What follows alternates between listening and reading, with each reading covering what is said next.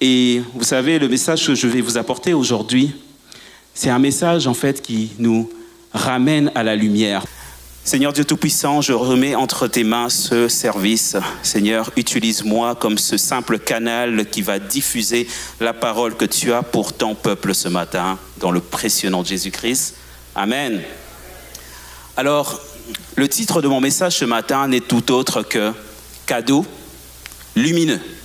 Le cadeau qu'on reçoit à travers ce temps est un cadeau qui nous emmène à la lumière. Alors, revenons un peu aux bases en fait. C'est quoi un cadeau ?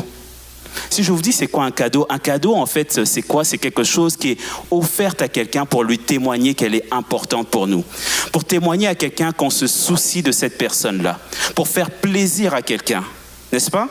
Un cadeau c'est une manifestation d'amour en d'autres termes. Quand on donne un cadeau à quelqu'un, c'est qu'on témoigne de l'amour à cette personne-là. Et le cadeau, c'est pas juste quelque chose de matériel. Un cadeau, ça peut être immatériel. Si je vais voir quelqu'un qui est dans la solitude, par exemple, je vais passer mon temps avec cette personne-là, c'est un cadeau, n'est-ce pas ? Parce que je suis en train de témoigner de mon amour pour cette personne-là. Et un cadeau, en plus d'être une manifestation d'amour, peut être aussi une réponse à un besoin. Quand on vous donne un cadeau, ça peut être qu'il y a un besoin. Et il y a quelques années de cela, quand j'habitais à Gatineau à l'époque, j'avais un voisin qui était très manuel. Et souvent, je l'appelais pour des services à la maison et tout ça. Et à un moment donné, il est venu me voir, il a dit « Charles, j'ai un cadeau pour toi ». Il m'a donné ce livre. Improvement 1, 2, 3, rénovation 1, 2, 3. Il m'a juste dit j'ai un cadeau pour toi. J'ai dit oh, pas besoin. Il a dit non, prends le cadeau. Qu'est-ce que vous voulez que je puisse comprendre de ça ? C'était arrête de m'achaler et puis lis le livre, apprends à réparer les affaires tout seul chez toi.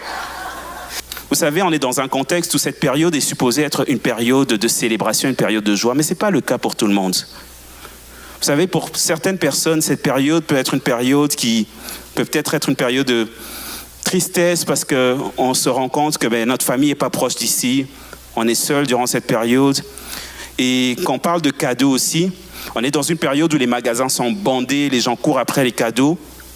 Mais pour certains, ça peut être une source de tristesse parce qu'ils ne peuvent peut-être pas offrir un cadeau, parce que les finances ne le permettent peut-être pas. Ils n'ont peut-être pas le temps d'aller chercher un cadeau. En fait, ça devient une source de stress. Pour certains même, ne pas recevoir un cadeau, ça peut être perçu comme si on ne t'aime pas. Mais j'aimerais vraiment qu'on puisse revenir à la base, parce qu'à cause de ça, c'est comme si la société a transformé en fait le cadeau en quelque chose de purement matériel. C'est comme si la société a transformé le cadeau en quelque chose qui doit être monétaire. Mais j'aimerais, à travers le message de ce matin, qu'on puisse revenir à la base et parler du cadeau des cadeaux. Le cadeau des cadeaux. Quand j'ai dit un cadeau, c'est une manifestation d'amour. Ça démontre une manifestation d'amour, ça peut aussi être la réponse à un besoin. Et ce cadeau-là, qui est le cadeau suprême, c'est un cadeau qui a montré la manifestation d'amour inégalée et qui a démontré la réponse à un besoin comme ça n'a jamais été le cas auparavant. Et ce cadeau-là, on va en parler tantôt, mais j'aimerais juste, en préambule, juste clarifier un point. Ce message n'a rien contre les cadeaux matériels, right? Je suis le premier, j'aime bien les cadeaux matériels.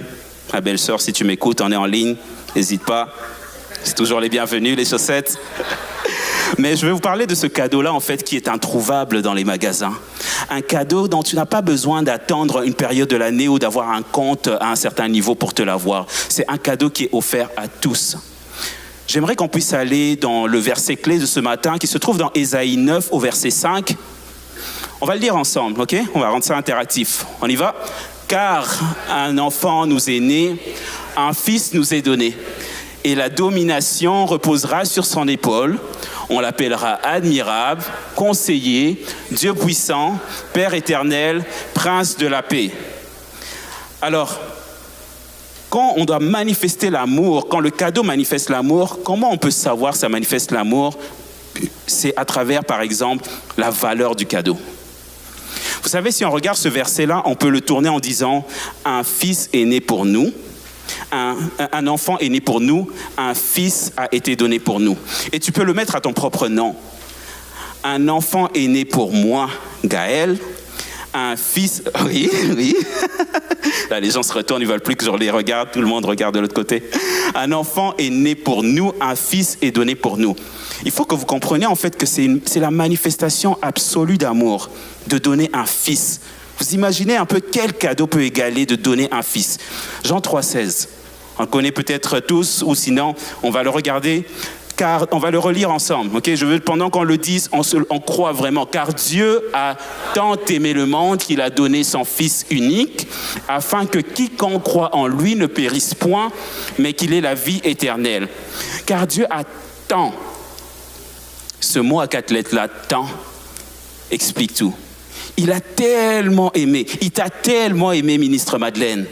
Il t'a tellement aidé, pasteur Jacqueline, qu'il a donné son fils, ce qu'il y a de plus précieux. Vous imaginez la teneur, vous imaginez l'immensité. Et c'est ce cadeau-là qui est pour toi, qui est pour moi. Est-ce que vous seriez prêt à donner votre enfant en cadeau?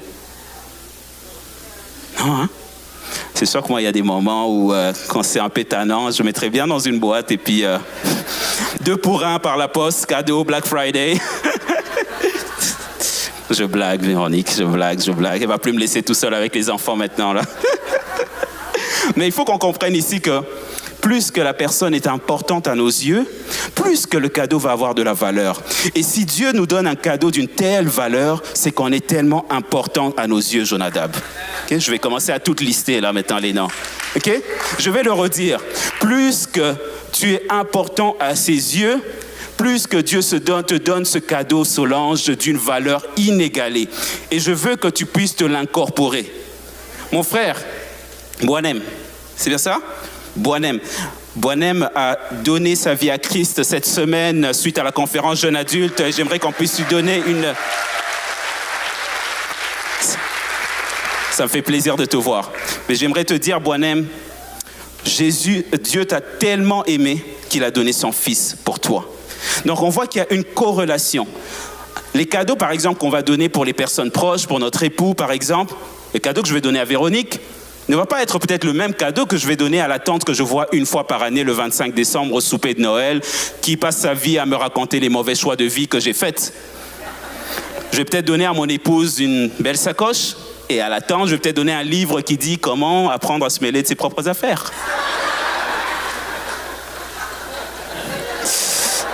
Elle n'existe pas cette tante, donc personne ne peut me récupérer à la fin de ce service. De toute façon, Alex, il y a la sécurité pour moi, right? Good. Je sors de toute façon par l'arrière ce soir. Alors, tout ça pour vous expliquer que la valeur du cadeau démontre la valeur de l'amour que Dieu a pour toi. Et une autre manière de démontrer la valeur, c'est quand on regarde les mages. Vous savez, les mages, en fait, il faut qu'on retourne un peu à qui ils étaient. Vous savez, les mages, c'était l'élite. C'était des intellectuels, c'était la haute classe. En fait, les mages, ils conseillaient les rois. Vous imaginez un peu, c'est comme le niveau, leur niveau au niveau social était vraiment la haute classe. Et ces mages-là, qu'est-ce qu'ils font? C'est qu'ils viennent de loin. Nous, les mages de l'Orient. De l'Orient, c'était super loin.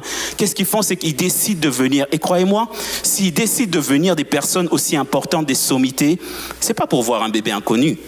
C'est qu'il y a une raison qui justifie qu'ils puissent se déplacer d'un lieu de si loin.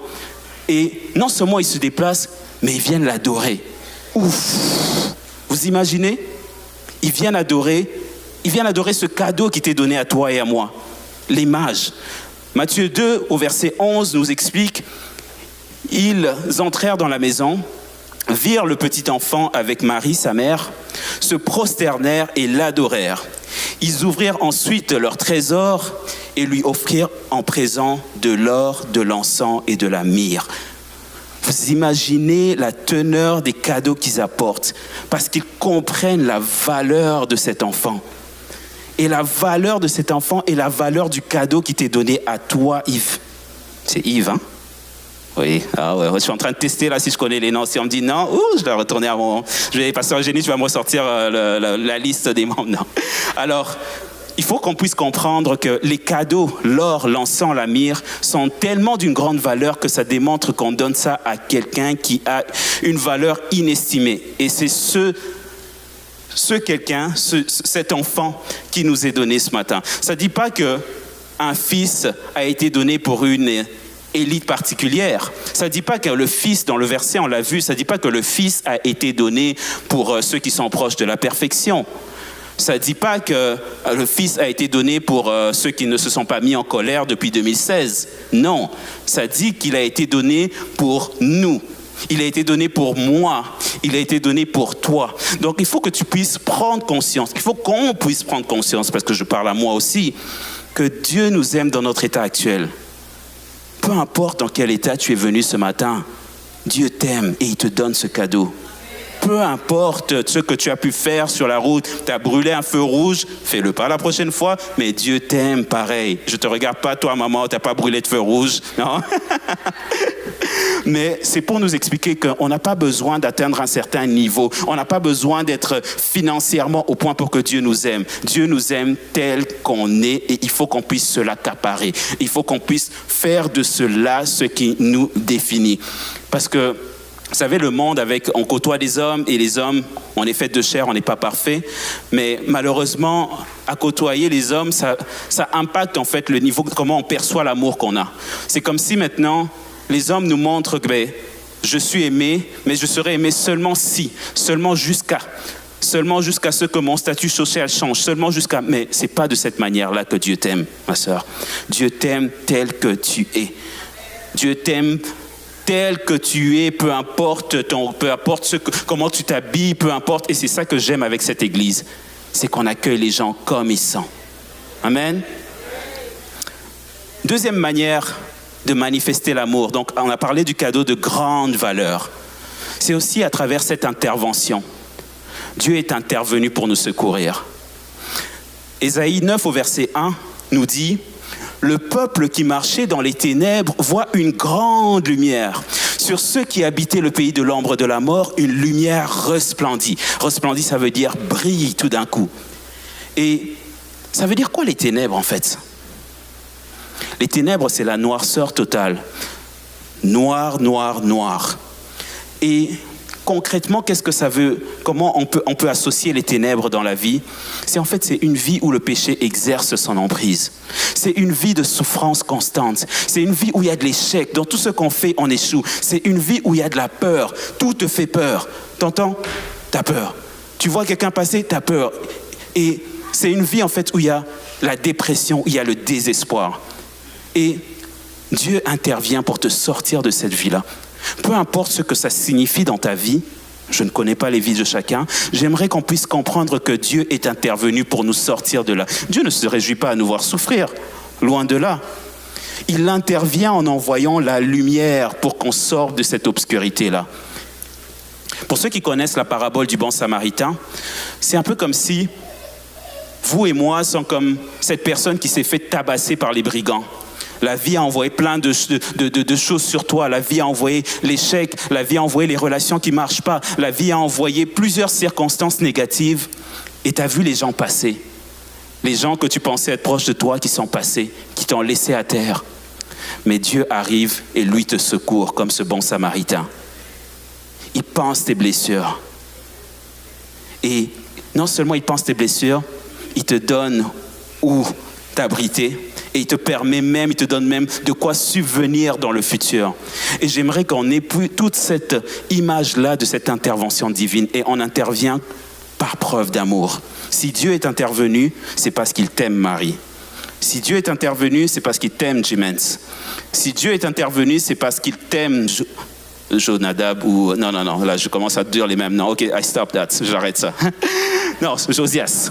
Mais c'est pour qu'on puisse comprendre dans tout ça que quand on aime, on intervient. Si vous avez votre petit enfant, moi il m'arrive par exemple, mon enfant essaye de faire quelque chose et puis il ne parvient pas. Mais qu'est-ce qu'on fait par amour? On intervient. Et c'est ça que Dieu a fait pour nous. Et il est intervenu aussi parce qu'on avait ce besoin de lumière. Ça signifie quoi la lumière?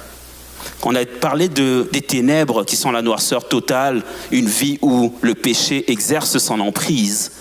Mais la lumière, c'est le contraire. C'est la vie, en fait, où le péché n'a plus d'emprise sur nous. C'est une vie où la communion avec Dieu nous apporte une paix profonde, une joie qui ne dépend plus du contexte. C'est une vie en fait qui est remplie d'espérance parce qu'on sait déjà qu'à la fin, il y a la victoire. J'ai tellement aimé ce témoignage de maman Guélie. Comme Dieu a montré que quand on a cette assurance-là, quand on marche dans la lumière, on a toujours la victoire. Et on marche avec cette paix en sachant que la victoire a déjà été obtenue. Et c'est ça, cette vie de lumière.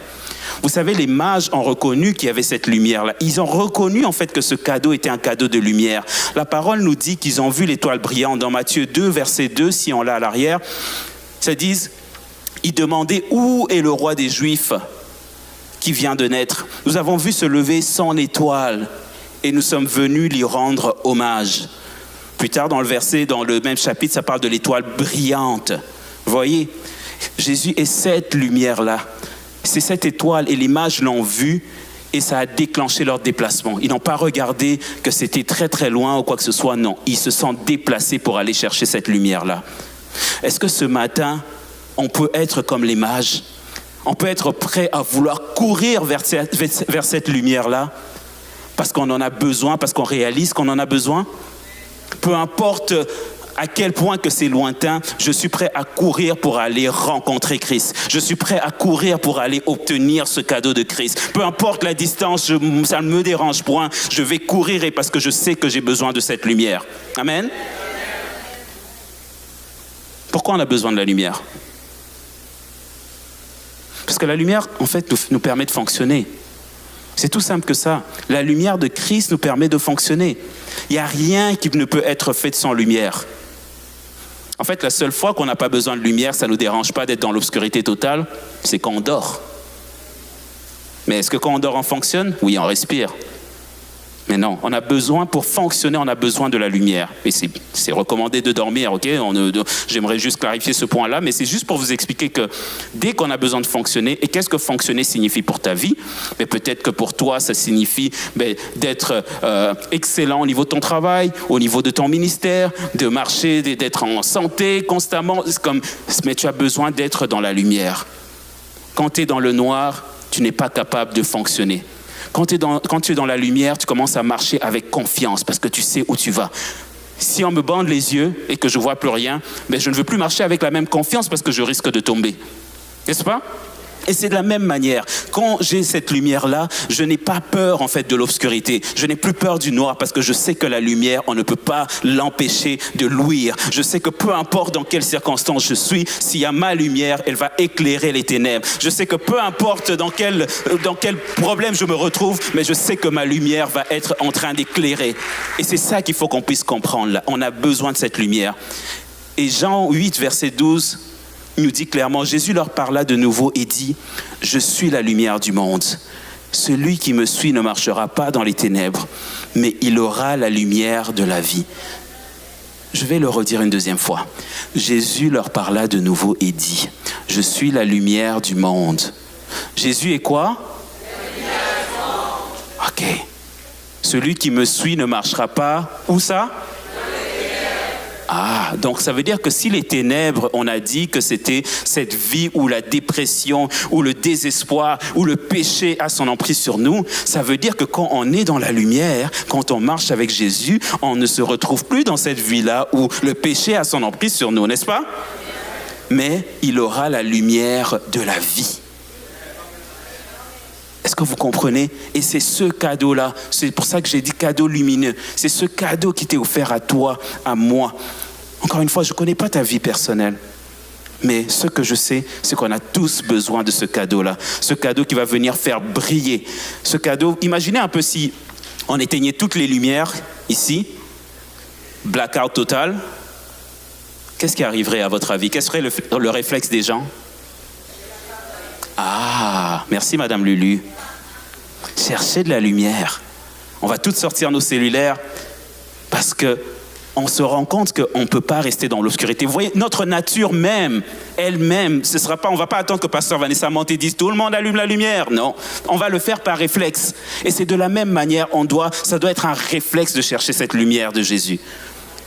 Ce n'est pas quelque chose qui doit être imposé, c'est une nécessité. De la même manière qu'on a besoin de respirer, c'est de la même manière qu'on a besoin de cette lumière-là. il faut vraiment qu'on puisse visualiser en fait ce cadeau comme une lampe que Dieu nous donne. Et que ça te permet de marcher en toute assurance et de visualiser ce qui est mal. S'il faisait tout noir et que j'avais une lampe, je marcherais avec beaucoup d'assurance parce que je sais où je vais. Je suis même capable de détecter les pièges de l'ennemi. Si on me met un piège ici, je suis capable de l'esquiver. Et j'ai un exemple pour vous, justement. Il y a une semaine, c'était l'anniversaire de ma fille. Et elle a reçu un cadeau et ma fille, elle a grandi dans l'église ici. Et donc, on croit que voilà, elle marche dans la lumière et tout. Et merci encore à toute l'équipe, toute l'église vraiment qui nous accompagne avec tous les enfants qu'on a vu encore se performer tantôt. Et tout ça pour dire qu'elle a reçu un cadeau d'une amie. Et c'était je sais pas si c'est un toutou ou une poupée. Et moi, je savais même pas. Mais apparemment, cette poupée-là, comme voilà, la signification ou même les intentions ne sont pas alignées avec nos valeurs à nous, nos croyances chrétiennes. C'est un toutou qui est très, très populaire chez les enfants en ce moment. Et elle l'a reçu, et c'était quoi son réflexe? C'est de dire non, it's demon. Mais elle le dit à côté maintenant de l'ami, à côté de la maman de l'ami. Là, moi, je retrouve à côté, je dis attends, on va régler ça après entre nous. Attends, non, it's demon, on peut pas prendre ça. Et là, son ami dit non, mais prends-le. Non, je peux pas le prendre. Mais moi, là, je suis sûr parce que la maman à côté, je suis comme Elia, on va régler ça à côté, on va régler ça après. Prends-le juste pour maintenant, on va le régler après. Non. Et là, elle dit à son ami, on va s'en débarrasser. Je dis non, tu dis pas ça.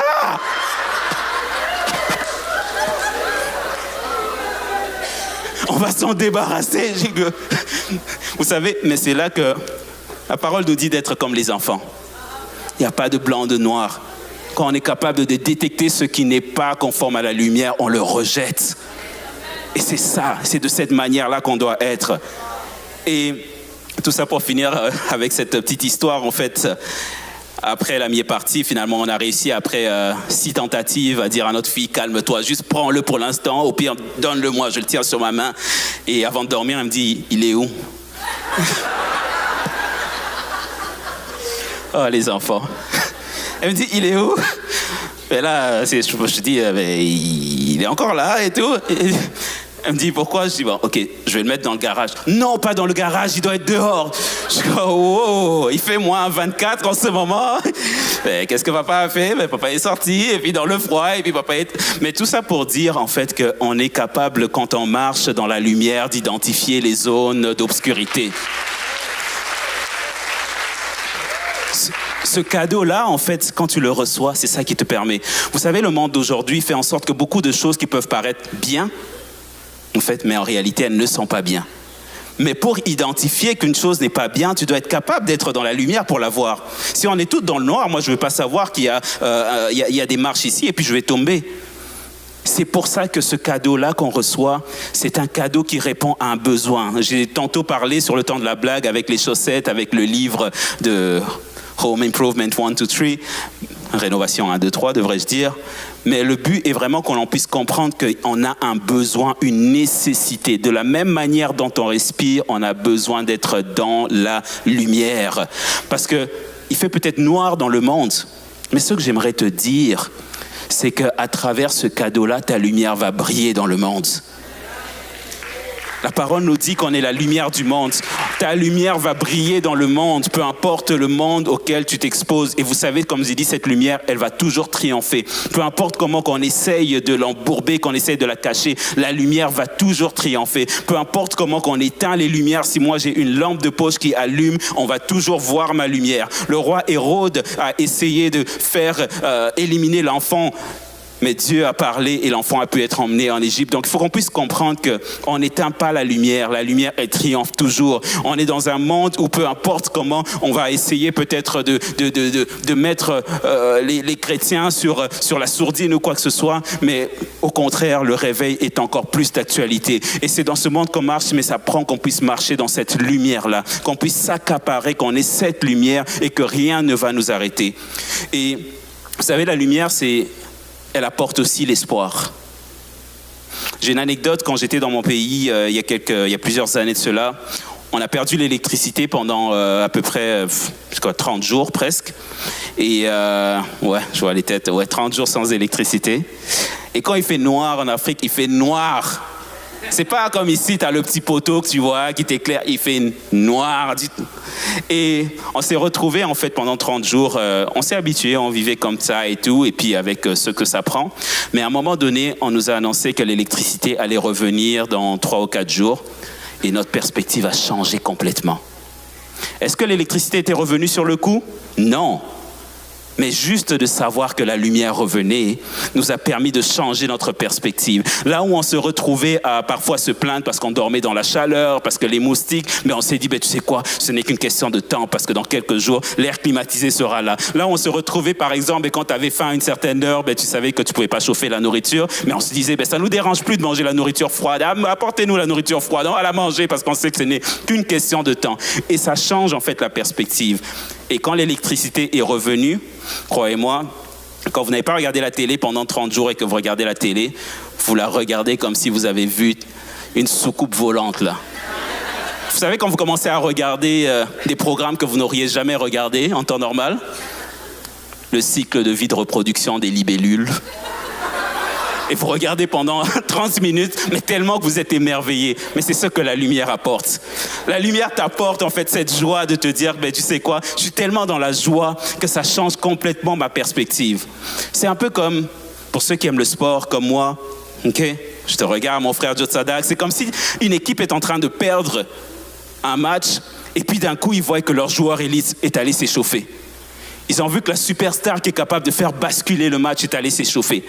Qu'est-ce que ça fait au niveau des joueurs qui sont sur le terrain? Le joueur n'est même pas encore entré, mais ça crée un nouveau momentum en eux. Ils se mettent du coup à commencer à courir beaucoup plus vite. Ils se mettent à presser beaucoup plus vite. Et même l'adversaire remarque, parce que l'adversaire sait la force de ce joueur élite. Et qu'est-ce qu'il fait l'adversaire? Il commence à reculer, tout soudainement. Et c'est de la même manière que l'ennemi commence à reculer. Quand l'ennemi sait que tu commences à avoir ce cadeau-là, il commence à reculer. Vous savez que la peur commence à reculer. Vous savez que le doute commence à reculer. Vous savez que les échecs commencent à reculer parce qu'ils savent la force que apporte cette lumière dans ta vie. Et cette lumière-là, je vais continuer à le répéter, t'est donnée à travers ce cadeau-là que tu reçois. Est-ce que vous me suivez jusqu'à présent?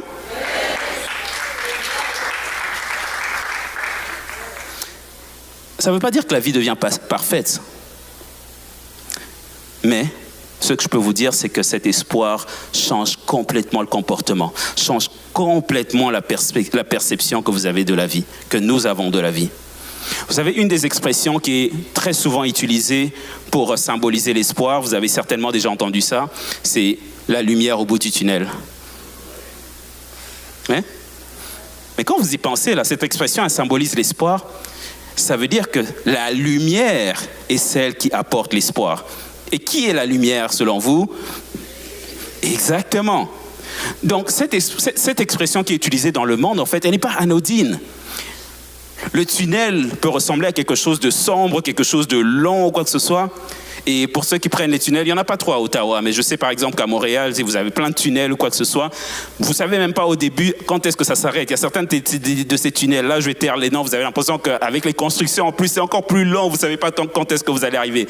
Mais dès que vous voyez la lumière, ça vous redonne cet espoir-là. Et j'aimerais qu'on puisse tous regarder ce cadeau-là, en fait, comme ce cadeau qui nous apporte cette lumière, cet espoir, de se dire que peu importe les circonstances, peu importe ce que je vis en ce moment, je sais qu'il y a cette lumière-là qui m'est apporté à travers ce cadeau-là. En fait, les épreuves, en fait, ça ne devient plus une fin en soi. Les épreuves, en fait, ça devient une opportunité de glorifier Dieu. Si vous devenez, en fait, comme, vous savez, ceux qui regardent l'athlétisme, le coureur de 110 mètres haies, c'est ceux qui courent et puis ils doivent sauter des haies. Ça ne veut pas dire qu'il n'y a pas les obstacles, mais qu'est-ce qu'ils font? Ils regardent à la victoire finale. Ils ont leurs yeux fixés sur le prix final et ils se mettent à courir. Ils sautent des haies. Ça ne veut pas dire que les obstacles vont disparaître, mais ça va dire juste que votre perspective change lorsque vous acceptez ce cadeau, parce que vous savez que la victoire a déjà été acquise. Là où tu pouvais vivre la fermeture d'une porte dans ta vie comme une fin en soi, comme un coup de massue, mais tu commences à la regarder différemment. Ton regard devient que Dieu ferme cette porte pour en ouvrir une meilleure dans ta vie. Là où il y a une relation peut-être qui s'est brisée, mais ton regard devient, mais Seigneur, je sais que tu as des projets de paix pour moi, mais peut-être c'est parce que tu veux m'emmener sur une autre dimension, là où tu vas me connecter à une relation qui va me faire aller de gloire en gloire, de victoire en victoire. Et c'est ce changement de perspective-là que cette lumière t'emmène. Pour ceux qui étaient là lorsque j'ai prêché le premier message de l'année, je pense, j'avais raconté l'anecdote avec les toilettes qui avaient été bouchées par mes enfants, pour ceux qui se rappellent. Et j'avais raconté comment, à coup de Yahweh, Sabaoth, j'étais venu avec une ventouse en mode guerre spirituelle et puis que j'avais finalement réussi à déboucher les toilettes. Figurez-vous qu'il y a quelques mois, c'est revenu encore. Toilette bouchée, parts 2. Ben, c'était une différente toilette. Et vous savez, sur le coup, j'ai réessayé la même stratégie. J'ai chanté, je suis venu avec la ventouse en mode combat spirituel. Ça n'a pas marché. J'ai chanté, j'ai passé tous les chants de l'album, là, ça n'a pas marché. J'ai finalement appelé le plombier. Il est venu chez moi. Ça m'a coûté ce que ça m'a coûté. Il a enlevé la toilette, il a remise. Et ce que ça m'a appris, en fait, dans ça, c'est que j'ai appris à changer une toilette. J'ai appris à me dire, ben maintenant, je suis capable, je n'ai plus peur. Il n'y a plus la peur, en fait, de me dire, ben là, quand les enfants vont à la salle de bain, tu commences à regarder d'un coup, t'es sûr que tu es en train de faire la bonne affaire. En passant, vous pouvez inviter mes enfants chez vous. Je ne suis pas en train de dire que mes enfants vont boucher vos toilettes, là. Hein? Mais tout ça pour dire que la perspective change. Ça ne devient plus, ben là, j'ai payé ceci, cela, pourquoi ça m'arrive? Mais ça revient à se dire, ben maintenant, je sais comment changer une toilette. Je sais le processus, je sais ce dont j'ai besoin. Et vous voyez, c'est juste un changement de perspective. Et en fait, tu ne te laisses plus définir en fait, par ce que le monde envoie sur toi quand tu reçois ce cadeau-là. Mais tu te laisses définir par l'amour de Dieu pour toi. Tu te laisses définir en fait par cet amour manifesté par la valeur du cadeau qu'il te donne. C'est plus les circonstances qui déterminent quelle identité que tu te donnes, mais c'est ce que Dieu dit de toi. Et c'est ça qui est dans ce cadeau qui est lumineux. J'aime bien, il y a un des musiciens chrétiens qui a une des chansons, c'est en anglais, mais je vais le traduire en français, où il dit « On m'a jeté du citron, on m'a jeté plein de limes, et le citron c'est amer, c'est aigre, mais moi j'en ai fait une limonade. » Peu importe ce que les pierres qu'on envoie sur toi, je déclare que dans ta vie, tu vas toujours te tenir ferme et tu seras toujours capable de transformer ce qui était en mal en bien, parce que cette lumière est avec toi en toutes circonstances. Est-ce que ça fait du sens? Est-ce que c'est clair?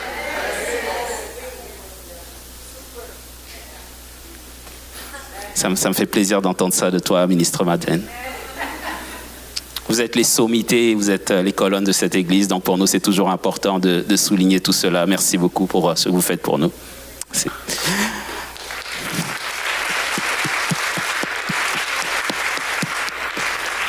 Alors, avant de conclure, j'aimerais qu'on puisse regarder dans Romains 5, au verset 3. Ça dit, mais il y a plus... Je vais dire au verset 2, je ne l'ai pas envoyé à la régie, mais je vais juste prendre une portion du verset 2. Au verset 2, ça dit, la parole vivante, nous regardons vers l'avenir avec une entière confiance. Mais il y a plus au verset 3. Dès maintenant, nous pouvons être remplis de joie au milieu des épreuves et des souffrances. Oui, malgré nos difficultés et nos détresses, nous triomphons, car nous savons qu'elles contribuent à notre bien. L'épreuve nous apprend à être patients, à porter nos fardeaux sans rechigner. Et c'est ce changement de perspective que la lumière apporte dans nos vies. Et vous savez, cette transformation par sa lumière, elle te fait rayonner. Le toi qu'on regardait avant, qui était peut-être pâle, morose, mais c'est plus le toi qu'on regarde après. J'aime bien Ézéchiel 36, verset 35, nous dit « Et l'on dira, voyez-vous ce pays jadis dévasté ?» Qu'est-ce que ça veut dire dans votre vie? Voyez-vous cette personne qui avait toujours des échecs dans ses relations? Voyez-vous cette personne qui avait toujours des problèmes de santé? Est devenue comme un jardin d'Éden qui rayonne. Ces villes qui étaient dévastées, démolies, les circonstances de la vie qui vous ont mis à terre, et on vous regardait les gens passer sans intervenir, et on vous disait toujours vous êtes le dernier. Mais avec la parole, ces villes-là qui étaient des ruines sont maintenant fortifiées. Peu importe ce qui arrive devant la ville, il y a un mur qui les retient et puis qui les repousse. Vous devenez ces villes qui sont repeuplées. Et c'est ça que cette lumière apporte, cette transformation. Et j'aimerais vraiment que l'on puisse s'accaparer ça, qu'on puisse vraiment comprendre tout ça. Et en conclusion de ce message, si je devais vous dire une chose, c'est que Dieu t'aime. Aussi simple que ça. Si vous deviez vous rappeler d'une chose, c'est que Dieu vous aime dans votre état actuel. Ce cadeau, il n'a pas été donné pour une élite particulière. Ce cadeau n'a pas été donné pour ceux qui sont capables de prier 20 heures par semaine. Non, il est donné pour toi, pour moi. Dieu t'aime au point d'intervenir pour toi personnellement. Dieu t'aime au point de te donner le cadeau d'une valeur inestimable, son Fils. Et ce cadeau, qu'est-ce qu'il apporte? La lumière dans notre vie.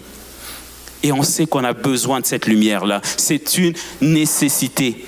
En fait, je peux dire, Dieu t'aime tellement qu'il t'apporte la vie. En d'autres termes, c'est ça. Et il faut le comprendre personnellement. Cette lumière-là, c'est elle qui va t'apporter l'espoir.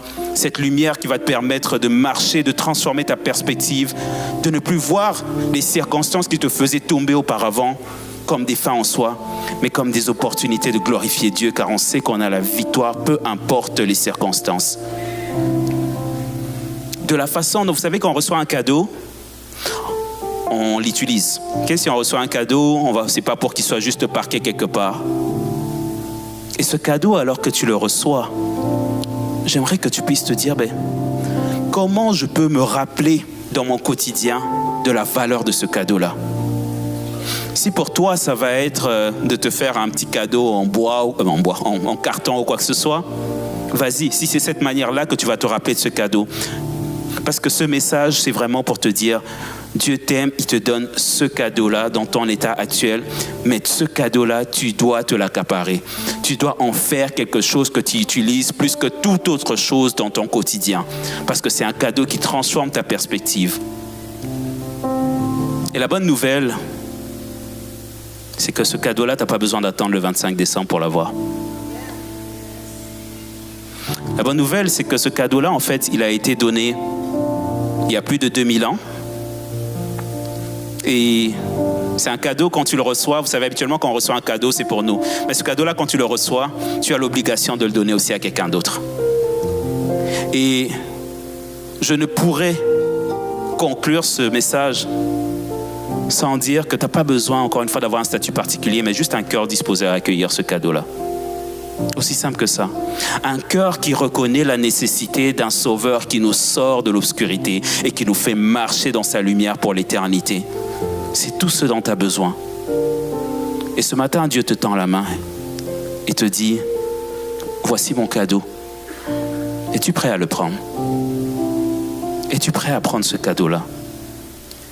Si tu n'as jamais accepté ce cadeau dans ta vie, si tu n'as jamais laissé ce cadeau être celui qui dirige ta vie, on va faire une prière tantôt. Et à travers cette prière-là, je veux que tu aies cette confiance de savoir que ce cadeau-là, qui est d'une grande valeur, est tout ce dont tu as besoin pour marcher une vie de victoire. Alors, à la fin de ce service, je serai au bas de l'estrade et on va faire la prière dans quelques instants, mais j'aimerais que tu te rappelles que ce cadeau-là, tu le reçois et tu marches sur une nouvelle dimension une fois que tu l'acceptes, ce cadeau-là. Alors, encore une fois, je n'ai pas besoin que tu lèves ta main si tu n'as jamais fait cette prière-là, que ce soit en ligne, que ce soit à la chambre haute. Mais tout ce que je veux, c'est que tu le fasses avec cette certitude que c'est ce cadeau-là qui va transformer ta vie. Et viens me voir à la fin, ça va vraiment me faire plaisir. C'est un moment de célébration et j'aimerais vraiment célébrer avec toi et te dire merci de façon personnelle. Alors, si tu n'as jamais fait cette prière, j'aimerais juste, on va tous fermer les yeux ensemble, l'église, le centre. Et j'aimerais juste que tu dises, Seigneur Jésus, je te remercie de ton amour. Ton amour qui se manifeste à travers ce cadeau que tu me donnes en la personne de Jésus-Christ. Ce matin, j'accepte ce cadeau. Et je laisse ce cadeau Jésus-Christ devenir mon Seigneur et mon Sauveur. Dans toutes les circonstances de ma vie, je crois que ce cadeau va devenir transformateur. Et je te remercie pour ton amour. Au nom de Jésus. Alléluia. Alors, en conclusion de ça, tout ce que j'aimerais vous dire, c'est que à travers tout ce mois de décembre, on a ces messages qui sont des messages d'espoir. Comme j'ai dit, on vit dans un monde où malheureusement l'obscurité est là, mais on a besoin d'être des lumières. Mais soyons honnêtes, c'est pas facile. Par notre propre capacité, on n'est pas capable. Mais tout ce que ça nous prend, c'est d'accepter ce cadeau et de laisser être celui qui guide notre vie. Qu'on devient télécommandé par ce cadeau. On devient comme l'argile dans les mains du potier. Et c'était ça le but de mon message ce matin. Amen.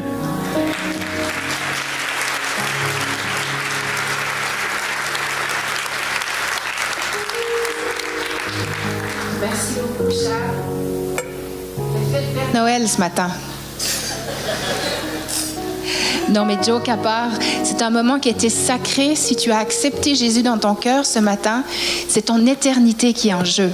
C'est un moment qui est sacré. Si tu as reconnu que tu étais pécheur, que tu ne peux pas vivre sans Jésus, et surtout lorsqu'on passe de l'autre côté, on veut avoir la vie éternelle.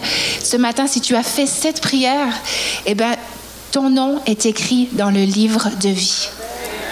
Et la Bible nous dit crois, et c'est ce qu'on a fait en disant cette prière. Et ensuite, la Bible nous dit sois baptisé, parce que tu laisses ta vieille nature en arrière et tu recommences à nouveau. Je voulais juste expliquer ça pour ceux qui l'ont fait.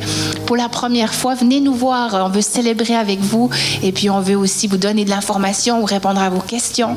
Et puis, si vous avez besoin de prière aussi, vous savez, Jésus nous donne le cadeau de la vie éternelle, mais il guérit aussi. Alors, si vous souffrez dans votre corps physique ou mental, vous n'avez pas besoin de rester comme ça. On peut prier pour vous et la guérison, elle est transmise à travers nos mains.